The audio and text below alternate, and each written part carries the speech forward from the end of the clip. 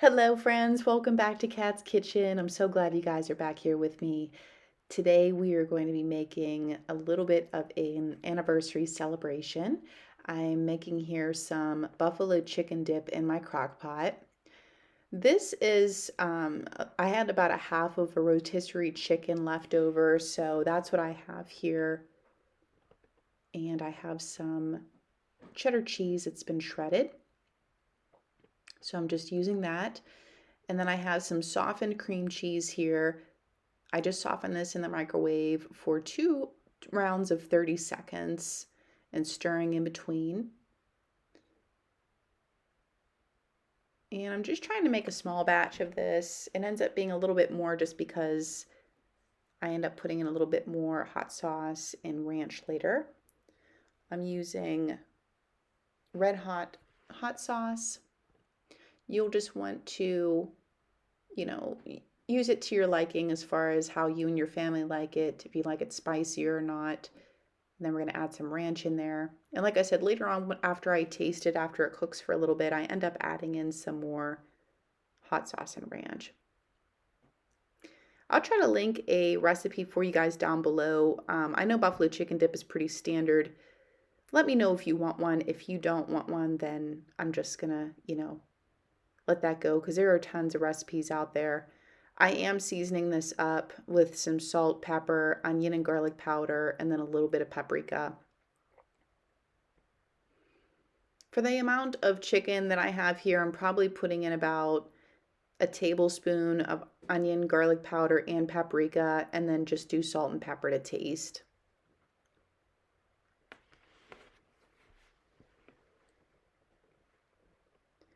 So we're just getting this started. This actually, I started working on this the day before we were leaving on our little trip. So I wanted to try to prep as much as we could before we left to go out of town. We're just going to give this a nice good stir, and then we're going to keep it on low for 8 hours because like I said, I kind of have all day for this to cook.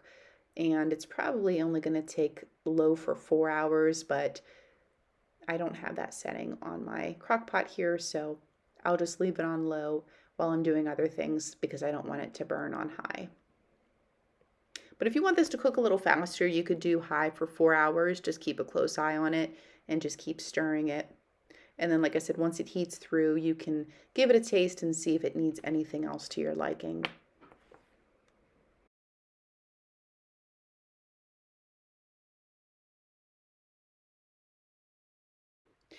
In the next clip, you're going to see what it looks like when it's all done, but the video did get a little bit distorted. It went vertical instead of horizontal, so I apologize for that. But this is what it looks like when it's all done, nicely seasoned, and now I just let this cool down and then package it up. All right, everybody, so our buffalo chicken dip is coming right along. You can make it as spicy as you want, like I may have mentioned, depending on how you and your family enjoy to eat it. I'm adding a little bit more hot sauce in because I like it a little bit more on the spicy side. So next, what we're going to be working on for this extravaganza, and if I haven't mentioned, this is a little, my husband and I are going away, Mark and I are going away on a little trip this weekend to celebrate our anniversary. So we just want to have some wonderful things with us, and I want to make a few good things to celebrate that. And I'll bring you along whenever we make the additional meal. These are just a few things that I'm prepping ahead of time. So the next thing that I'm going to make for us is a gluten-free lemon pound cake. Now I did buy this at Sam's Club. It came in a pack of 2, and they had to ship it from another distribution center or something like that, but it came right to me with the Premier membership. It didn't cost me anything extra for shipping. So I'm just going to follow the directions on the back.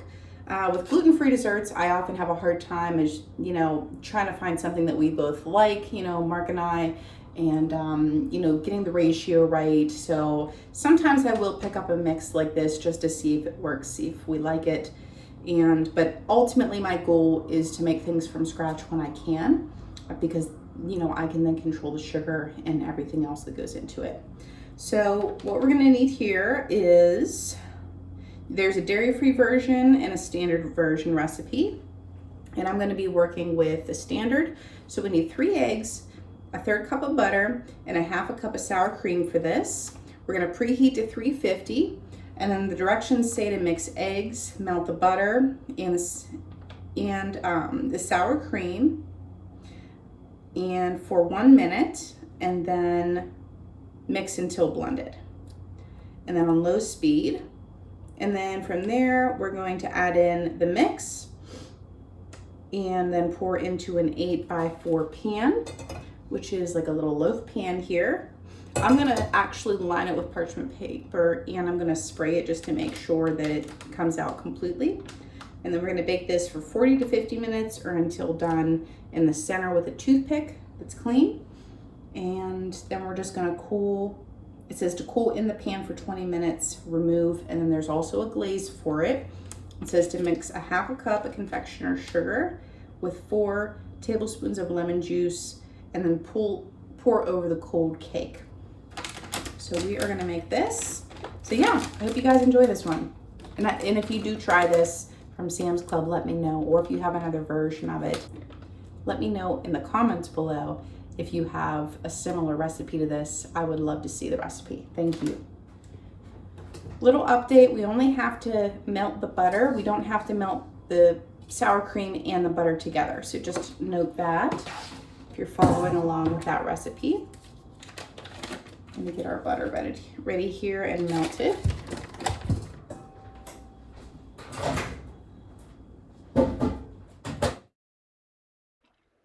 Okay, so here I'm showing you I have my sour cream in my bowl and my melted butter. I just melted it for 30 seconds and that was perfect.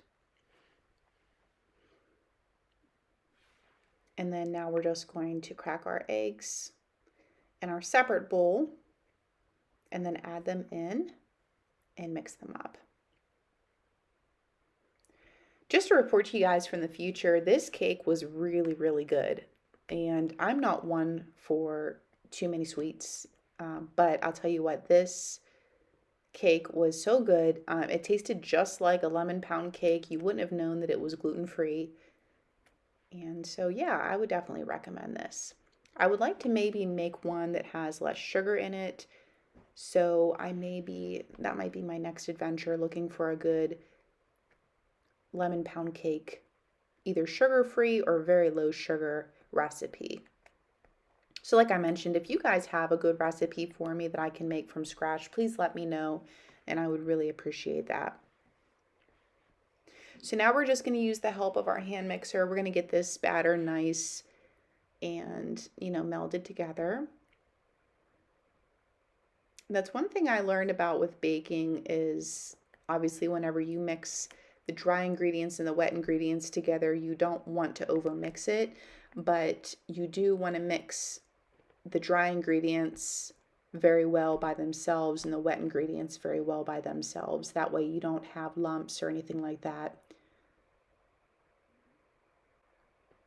So we're just going to mix this here. We're going to scrape down the sides periodically. And then we're going to add in our dry mix.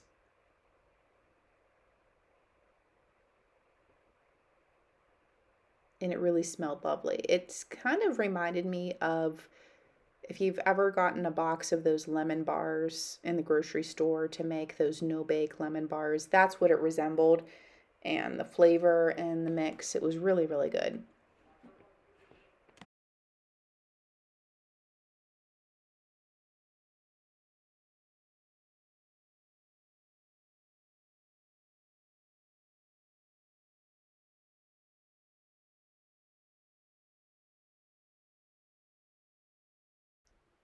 This literally only took a few minutes to pull together, as you can see.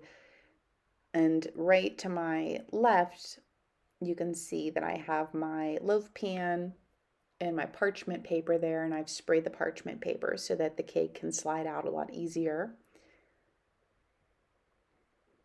And so yeah, we're just giving this a good mix, and then we're going to pour our batter into our pan with the parchment paper. And then what I like to do is just take the pan and kind of tap it on the counter that way to release any air bubbles so that they can come up to the top. And then I also like to trim the parchment paper around the top. You'll see that here in a moment. That way it doesn't catch fire or burn in the oven.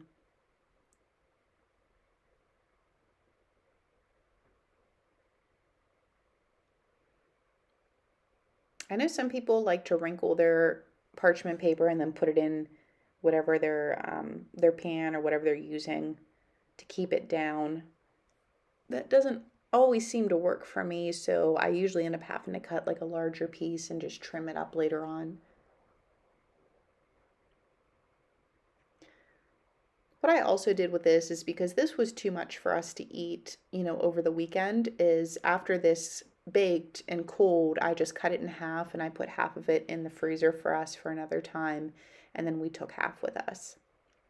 But this cake was absolutely divine in the morning, with coffee, or, you could serve this after dinner or whatever you'd like. But it really made for a beautiful, beautiful brunch. I was just sampling it there a little bit just to see how it was. And then here we're tapping it a little bit, and then this is when I tried trimming it with the knife, and then I decided to go get the scissors because this knife was not working out for me.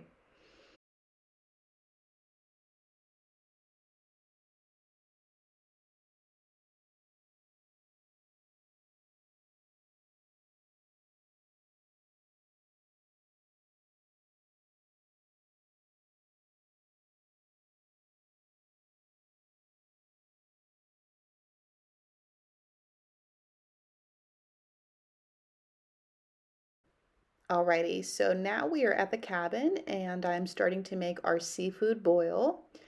I have my steamer here and it's boiling, and I put our washed red skin potatoes in first. Next, our corn on the cob that's cut in half so it fits in there nicely. And literally all we're going to do is sprinkle Old Bay over everything, and then this is going to be our first start to our seafood boil. Alrighty guys, so we already had our shrimp cocktail and our buffalo chicken dip. Wasn't it amazing, honey? Mark's sitting over here. We're just having a wonderful time. Thank you so much for watching. I just want to show you we are preparing our seafood boil right now. Whenever I looked up recipes for it, it said it was a boil, even though it's technically steamed. This is the method that we're going with. So I have a little steamer here with my big pot and then my lid. So you want to start with the items that are going to take the longest. So we put the potatoes and the corn in first, and then we're going to add in our crab legs and our shrimp about midway through the cooking process so that they don't overcook. And then we have fresh lemon, butter, and we have a salad for the side. So guys, hope you enjoy. Thank you so much for watching. Please like, share, and subscribe. I'll see you guys soon. Alrighty, friends, so here I have my Old Bay, and I'm just the directions I was following just said to generously coat, your vegetables and your seafood with the Old Bay and just give it a toss. And that's going to be our seasoning for the whole boil.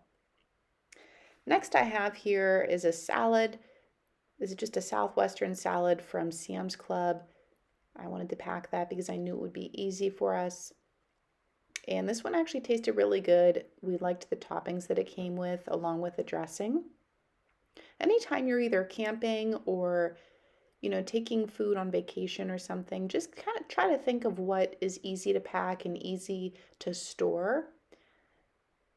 Yeah, this one kind of came with cheese and these kind of like tortilla, kind of like Cheeto things, and some corn, and then the dressing.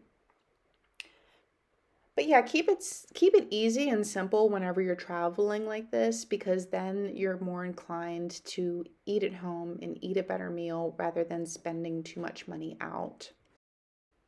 And then I'll just add the dressing on right before we eat it, just so it doesn't get soggy.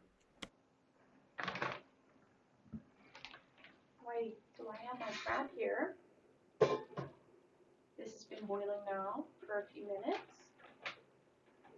For 5 minutes or so, I'm going to put our crab legs in. We only need to steam these for roughly 5 minutes or so. You'll know they'll turn really, really bright red. And then we're also going to put our shrimp in as well.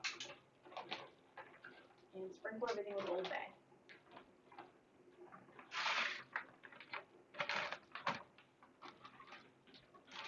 Shrimp are in.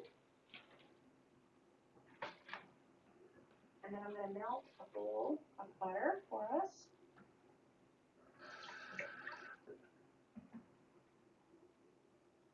So that we can dip everything in.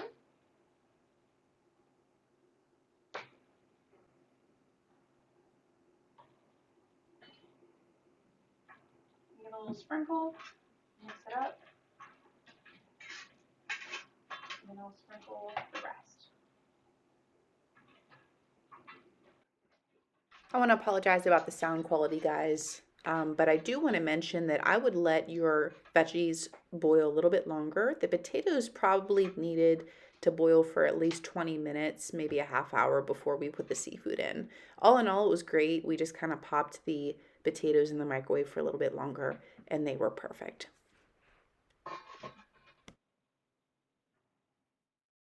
I'm sorry about the lighting here too. This is our final product here. I'm just squeezing some fresh lemon juice over everything. We have our crab legs, our shrimp, potatoes, and corn, and then our salad on the side.